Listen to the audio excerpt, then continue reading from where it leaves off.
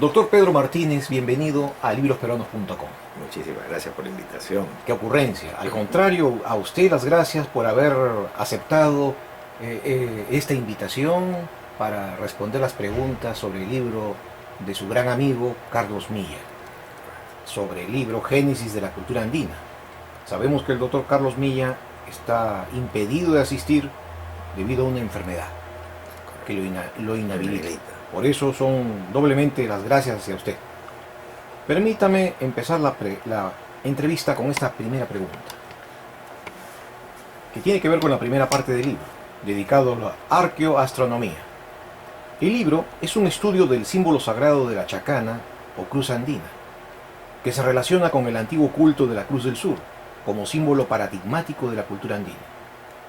¿Cuál es el vestigio arqueoastronómico más antiguo de esta relación para remontarlo a 5.000 años de antigüedad? Esto es bien interesante, ¿no? O sea, el hombre siempre ha estado relacionado con el cosmos, con el universo, fascinado por el universo. Desde que realmente empieza a desarrollarse a más velocidad la cultura, probablemente estamos hablando de 50.000 o 100.000 años atrás, el atractivo del cosmos para el hombre es evidente. Hasta en obras clásicas, ¿no?, como la Divina Comedia, aparecen referencias muy antiguas a esta afición del hombre a unirse a la cosmología. ¿Y qué ocurre? Es importante saber que el cielo que vemos ahora no es igual al cielo que se veía hace unos pocos miles de años. La Tierra tiene un movimiento que se llama el movimiento de precesión.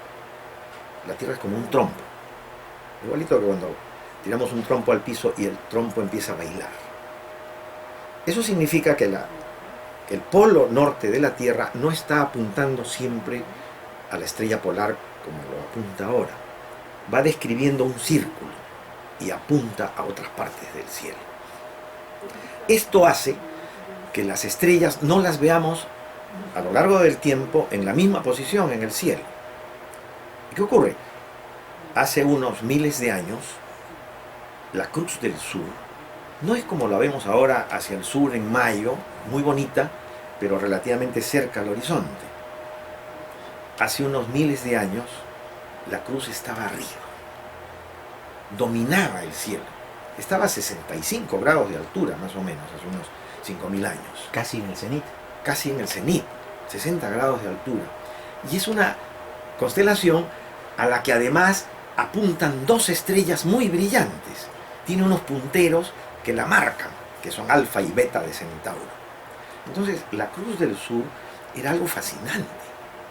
Se le veía durante casi todo el año describiendo un arco, apuntando hacia el sur, digamos, ese arco. Y debe haber servido entonces, como servían los astros, como una especie de las manecillas del reloj. Ayudaba muchísimo a saber en qué época del año estábamos. El hemisferio norte no tiene una constelación tan llamativa como la Cruz del Sur. Y por eso ellos no han tenido realmente un marcado simbolismo asociado al cielo dentro del desarrollo de sus culturas, que más o menos son de la misma época, ¿no?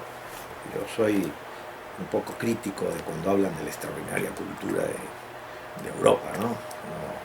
No hay que exagerar. Cuando ellos todavía andaban metidos en las cuevas, vestidos con pieles, ¿no?, cazadores prácticamente, nosotros ya estábamos desarrollando culturas de un nivel mucho más avanzado, ¿no?, incluso con agricultura ya desarrollada. Entonces, esto que debe haber durado muchos siglos, esta veneración y este uso porque era usar el cosmos, se plasma por primera vez en un sitio que Carlos descubre prácticamente de casualidad, revisando aerofotografías que tomaba muy meticulosamente el entonces llamado, creo, Servicio Aerofotográfico Nacional o algo así, que levantó casi todo el territorio peruano en vuelos de alta resolución y en baja resolución. Se quería hacer una carta de toda América también por razones de seguridad, ¿no? La defensa del continente, se conseguían fondos para eso. Y él, me consta, tomaba estas placas y empezaba a revisarlas con lupa y lupa y lupa y lupa. Entonces, descubre en una playa que corresponde a lo que se llama las Salinas de Chao, una estructura rectangular que dentro tiene unos grupos de piedra que forman exactamente la Cruz del Sur.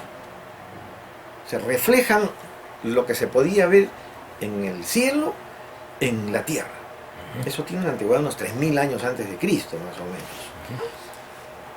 Coincide esto además con que esta es una playa fósil. ¿Para qué se llama una playa fósil?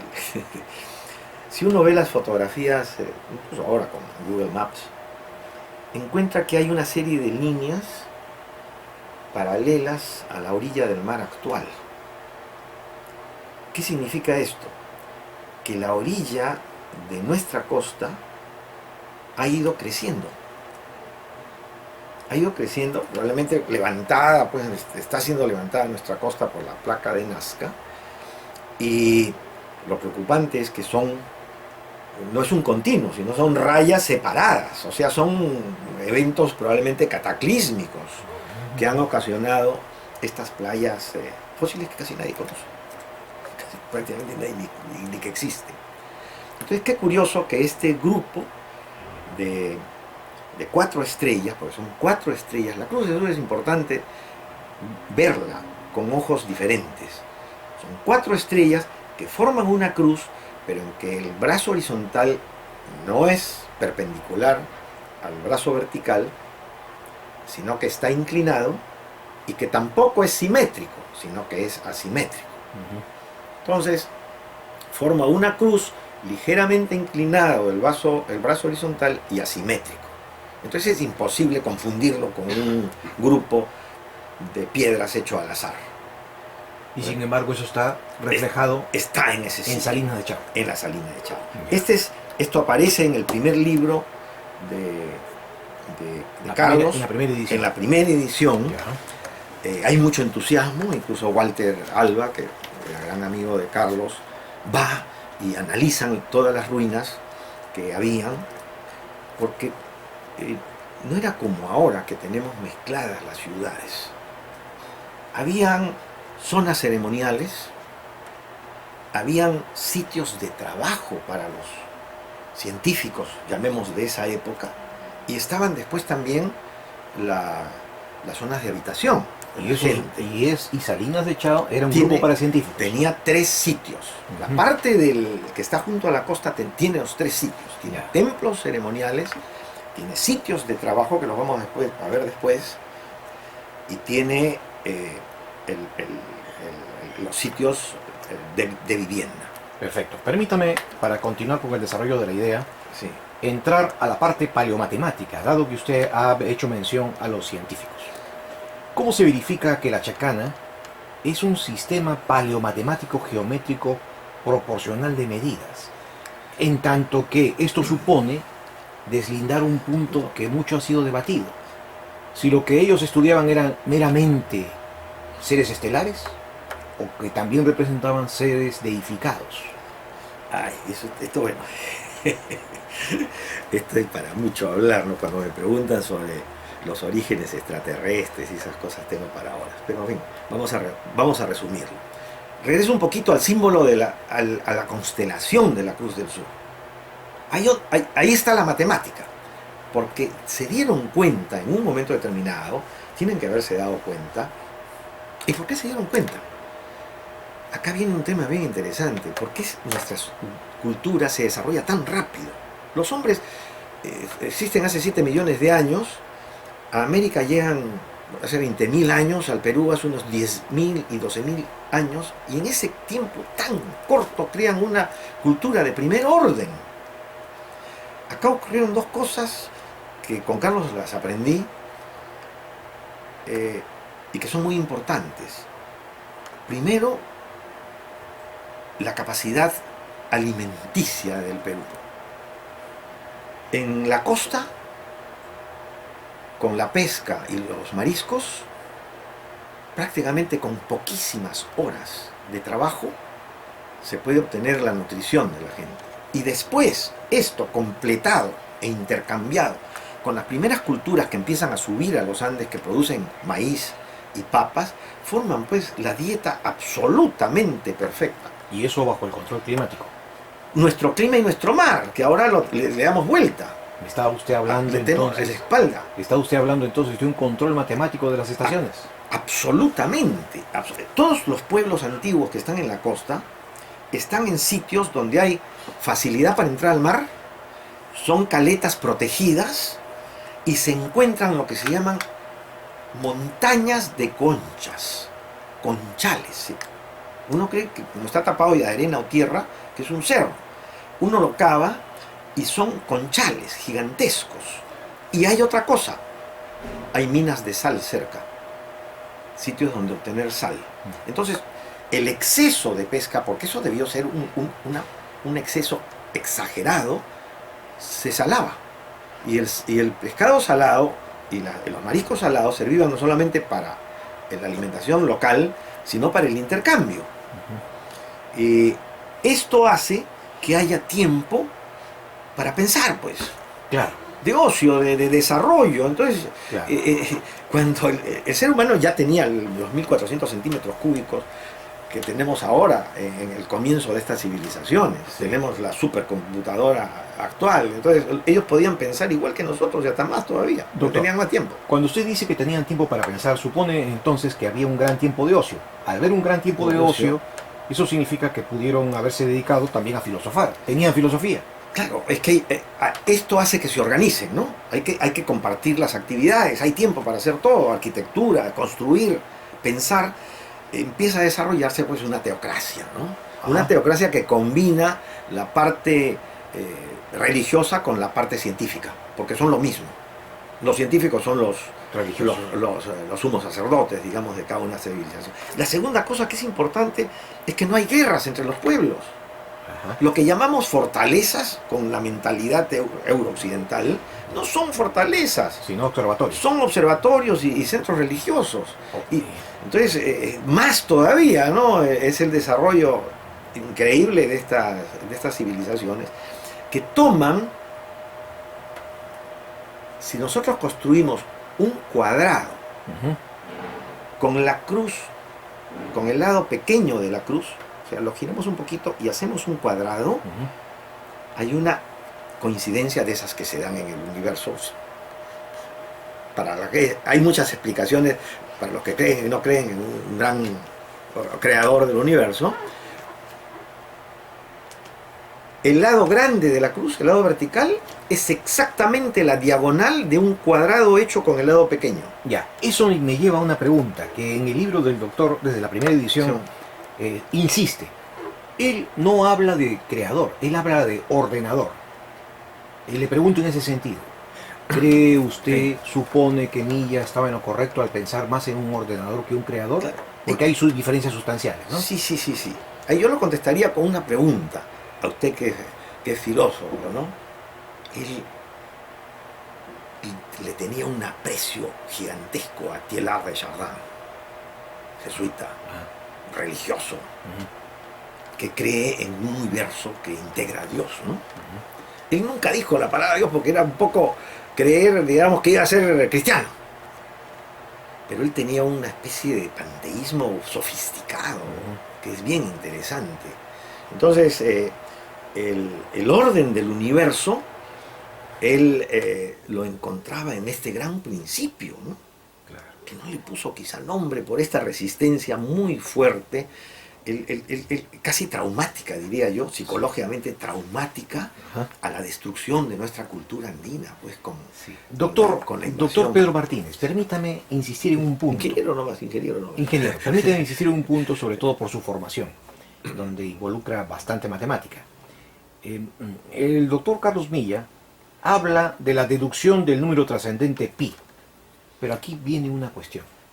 ¿La deducción del número trascendente pi es únicamente por el pensamiento deductivo o mediante el uso de la yupana? Y si fue mediante la Yupana, ¿bajo qué mecanismo se puede deducir el número pi? Bueno, el número pi que usamos nosotros, para él, claro, es una especie de paradigma. Los griegos mismos no llegaron a desarrollar un número pi exacto, que requiere ya la llegada pues del desarrollo matemático de lo que se llaman las series de números. Entonces, por aproximaciones sucesivas, vamos llevando a un número que es irracional. O sea, al número pi no se puede llegar de una manera racional, ni geométrica siquiera. Entonces, las sucesivas culturas que han tratado de convertir un cuadrado en un círculo han ido por aproximaciones geométricas sucesivas. Y acá lo más interesante es que además se puede hacer con una soga, ¿no? Uno lo puede hacer con una soga, en realidad, ¿no? El número pi, y regreso a la cruz cuadrada, una vez que hemos construido este cuadrado que es la síntesis geométrica de la cruz del sur, ellos lo transforman en lo que es su filosofía del cosmos, son los tres niveles, ¿no? El cosmos de arriba, el del medio y el de abajo. Entonces ponen tres cuadrados, uno encima de otro. Estos tres cuadrados terminan formando la chacana, pues eso no tiene mayor impacto geométrico, poniéndole los dos cuadrados de derecha e izquierda. Entonces, con esos cuatro cuadrados se forma la cruz cuadrada. ¿Qué propiedad tiene la cruz cuadrada? Una propiedad interesantísima.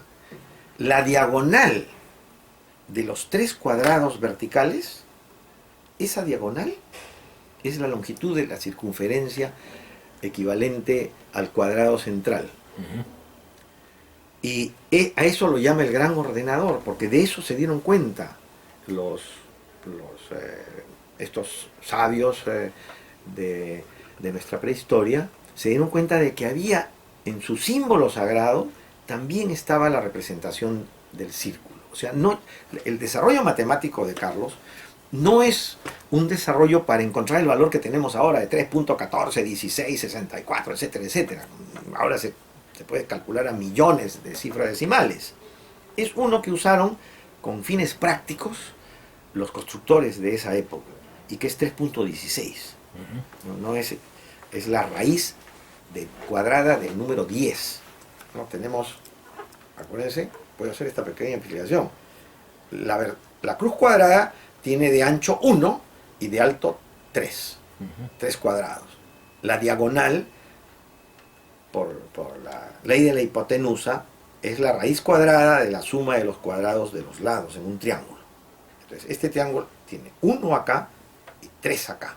Entonces, si le vamos al cuadrado, 1 al cuadrado es 1, más 3 al cuadrado, 9, da 10. Permítame insistir en un punto matemático. Sí.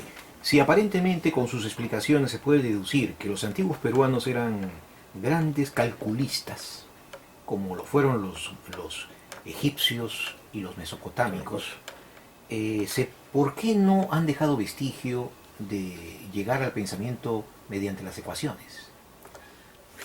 Es curioso, ¿no? Porque ahí tendríamos que comparar, por ejemplo, los europeos hasta la aparición del álgebra, y la trae otra civilización, los árabes, ¿no? O el pensamiento sexagesimal, que lo aportan las culturas sumerias. O sea, cada cultura ha aportado a nuestro conocimiento de la humanidad algo diferente. Y esa es la riqueza que tenemos en este momento como seres humanos. O sea, no diríamos nos faltó, contribuimos con algo que es novedoso y que no está apreciado lastimosamente a nivel mundial. Ahora, retomando sus palabras, si el número pi en la chacana representa la imagen de un gran ordenador cósmico, este gran ordenador cósmico, como bien dice su palabra, sería aquel que echa mano de algo preexistente, algo así como una materia preexistente sobre la cual da forma, da orden. Entonces, si da forma a lo preexistente, si ordena lo preexistente, no se trata obviamente de ningún creador, pero tampoco se trataría de ningún dios panteísta, porque se ordena lo que previamente existe. Que quiere decir entonces que es algo trascendente, algo inmanente, a lo terrestre. ¿Cómo sostener entonces esta aparente contradicción? Yo creo que es bien difícil. Yo creo que lo que Carlos se genera como misión, porque él me lo ha dicho muchas veces, pero Carlos, esto me parece ya que es una locura lo que estás escribiendo, es el borde de la locura. Dice, sí, pues, es que si no, ¿cómo despertamos el, el- el desarrollo de conocer nuestro origen, la base de nuestra cultura? Yo creo que él está muy cerca de, de lo que nosotros quizá, yo personalmente discrepaba con él, porque sí, soy creyente, y creo que nos encontrábamos casi siempre en lo mismo, lo que pasa que él no lo verbalizaba, ¿no? Y, ¿qué diría yo? Ha quedado mucho abierto ahí. En sus investigaciones, él ya se fue adelantando hasta cosas tan avanzadas como las fractales, el desarrollo matemático de las fractales. Pero ¿cómo sabemos que ellos sí conocían alguna forma de matemática que se ha perdido? Pongo como ejemplo eh, el ángulo que tienen los canales de irrigación prehispánicos. Si nosotros hacemos un canal en que su inclinación sea muy rápida, muy profunda, digamos, muy acentuada, el agua va a ir muy rápido. ¿Cuál va a ser el efecto? Al ir muy rápido va a destruir el canal, lo va a erosionar. Por otro lado, si el ángulo es muy poco, ¿qué va a ocurrir? Lo que esté en suspensión en el agua se va a sentar. O sea, el agua no lo va a arrastrar porque va muy lento. Y al asentarse va a colmatarlos. O sea, los canales. La solución de ese problema supone un conocimiento trigonométrico. Absolutamente. Porque todos los canales están, incluso los canales modernos los han hecho con los ángulos que tenían los canales prehispánicos sin saberlo. Sin saber que están copiando un conocimiento ancestral.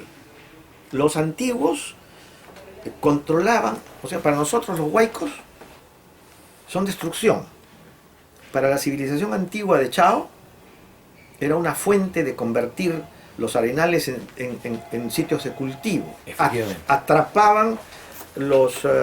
entonces, esto supone conocimientos de matemáticas que tienen que haber sido muy avanzados. Doctor, eso es indudable y casi incontrovertible. Sin embargo, en el libro de Carlos Milla se pone demasiado énfasis en el aspecto científico, casi desconectándolo con el aspecto religioso. Hay pasajes en donde él taxativamente habla de sacerdotes, pero el énfasis lo pone el doctor Milla, en que fue la ciencia y no la religión el verdadero origen de la cultura andina. Entonces le pregunto, yo sé que usted piensa, no tiene que pensar como Carlos Milla, obviamente. Le pregunto, ¿cómo se puede solucionar esta aparente dicotomía? Puesto que, si eran grandes calculistas, ellos no estuvieron aparentemente desligados del pensar religioso. Tenían sus deidades, tenían su cosmovisión ancestral, y aún así, hacían que su matemática respondiera a una visión teleológica de la historia. El Pachacuti tenía que cumplirse, ¿no? Entonces, estaba todo en función de lo religioso. Entonces, ¿cómo usted resolvería esta aparente contradicción? Yo creo que habría que ver un poco, o sea, ese es el problema del estudio de la antigüedad solamente desde el punto de vista aparente, ¿no? La arqueología vista como un espectáculo, ¿no? Hay que entrar. La riqueza de este proyecto que inició la Católica pero que no se completó era de que tiene que ser multifacético. Si no hay antropólogos, arqueólogos, matemáticos, astrónomos, arquitectos, mirando eso y viéndolo con ojos diferentes, lo único que vamos a ver es la periferia. Entonces, y eso es lo que ocurre hasta ahora. Este libro, con todo lo que se le puede criticar, y probablemente hay muchísimo, porque dice, O sea, él no tiene pelos en la lengua, ¿no? Cuando se refiere a un famosísimo, entre comillas, arqueólogo acá, él lo pone en sus libros, es un ignorante. Y lo es, pues, lastimosamente. Pero como está en el establishment, entonces a quien se denigra es a Carlos y no al ignorante. Entonces, esta visión sesgada es la que nos está impidiendo conocer esa cultura a fondo. Estos seres humanos en ese momento tienen una relación íntima con el universo diferente a la nuestra. Que la mantengan ahora, ¿no? Que la mantienen hasta ahora. Uno sale a subir un cerro en la sierra y la gente le pone su piedrita al apu del cerro con un gran respeto para que nos proteja en esa subida, ¿no? Ahora salimos a la calle, algunos se persignan, ¿no? Todavía eso es un equivalente, ¿no? Se persigna antes de empezar a manejar porque está jugándote la vida todos los días. Pero uno sale, no le interesa nada, el mundo ya no interesa nada, no sabe ni por dónde se pone el sol la gente. Y allí todos estos acontecimientos eran parte del desarrollo de la sociedad. Entonces no, se mezcla la parte científica que apoya todo lo que se va descubriendo. ¿Cómo pueden desarrollar en tan pocos siglos 4.000 variedades de papa en el Perú? ¿No? Son cerebros privilegiados, pues, ¿no? Nosotros lo subestimamos demasiado, ¿no? Ahora, Carlos, no es cuestión de regresar al pasado, sino de valorar ese pasado y tomar la posta y salirnos un poco de la única corriente que hay en este momento en el mundo y plantear alternativas. Efectivamente. Es un libro provocativo y que incita a una mayor profundización. Doctor Pedro Martínez, en nombre de librosperuanos.com, infinitamente agradecidos por esta gentil entrevista. ¿Puedo decir una cosita más? Sí, por favor. Que me parece muy importante. Carlos, como siempre, no era profeta en su tierra.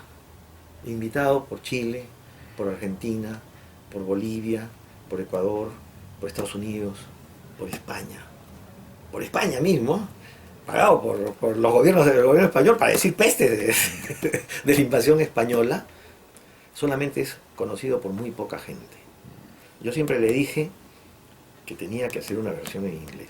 En general, lo digo a todos mis amigos, escritores, filósofos, lo que fuera. Es que es una lástima, ¿no? Pero mientras estemos en castellano, estamos desconocidos en el mundo.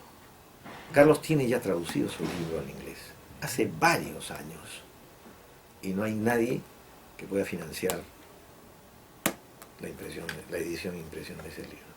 Algún día será justicia, doctor. Muchas gracias por esas palabras. Gracias, muchas gracias.